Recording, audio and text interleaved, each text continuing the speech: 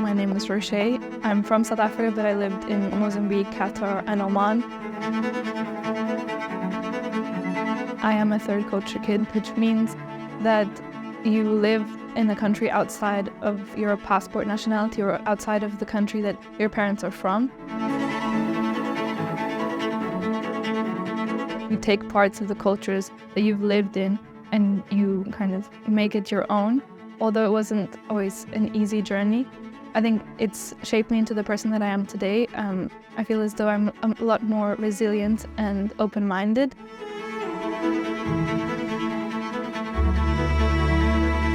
I think it was very interesting for me to understand that where you live actually has a really great impact on you, not just you as a person and how you feel in the house, but your sociology and how you interact with one another. It just impacts your daily life in a way that I didn't understand before.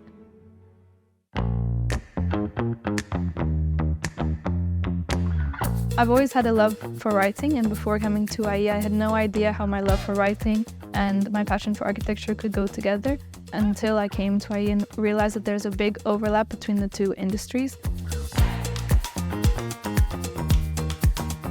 I think advice to future architecture students is that you shouldn't be scared that architecture is not your main passion.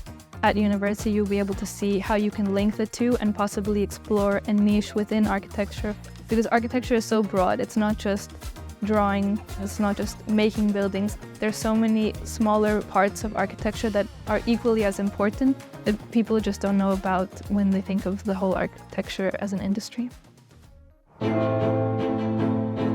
Having a campus that's in a monastery from the 15th century was extremely impactful because you were able to see how this structure that has been built so many generations ago and how it's still standing and still functioning, of course in a different way than it was first intended, but it's beautiful how its architectural legacy lives on. I think most of our time is spent in the Fab Lab, which is a very unique part of the university. It's a space where we have all of our tools, so our laser cutters, 3D printers, CNC machines, wood workshop. It's a space where we build community because we're able to help one another with models. You're actually able to see the thoughts and the drawings that you had come to life, which I think is incredible to see.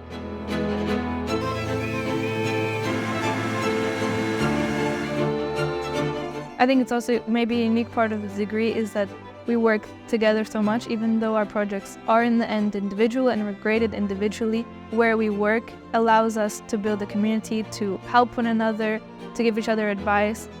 So it's kind of a microculture of architecture that we're able to see. I think being in the Segovia campus and living in Segovia really inspired me because you're able to see, because I've never lived in a city that is that old, that has that much history, that is such a big part of your everyday life. I mean, you walk past a Roman aqueduct. If that doesn't impact you, then I don't know what will.